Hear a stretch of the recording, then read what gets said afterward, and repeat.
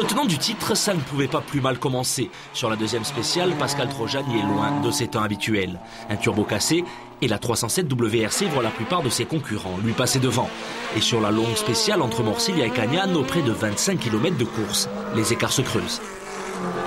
J'ai fait toute la spéciale sans turbo et c'est une voiture qui, sans turbo, n'avance pas. Hein. Donc on a fait la spéciale vraiment très doucement. On a essayé de ne pas gêner les autres concurrents quand ils nous ont dépassés.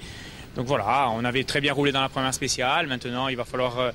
je pense qu'on va réparer la voiture et après on va essayer de repartir et essayer de combler ce retard.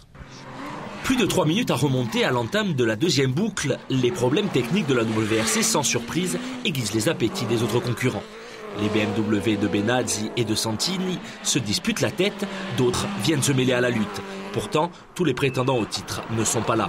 Manzagol, Succi, en tout une trentaine d'équipages ont renoncé à prendre le départ. L'ombre du décès tragique de Jean-Michel Pietri plane sur cette Giralia 2009. Jean-Michel, je pense qu'il aurait aimé qu'on le maintienne. Il ne peut pas y avoir une ambiance. On l'a fait, mais le cœur n'y est pas du tout. On est là, présent. Il y a quand même 74 équipages qui sont présents, mais je pense que leur tête est vraiment...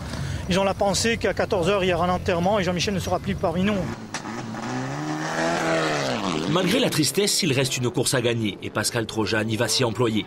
Sa WRC réparée, elle remporte les 4 spéciales de l'après-midi et finit très fort, prenant 1 minute 42 au deuxième sur la seule dernière spéciale.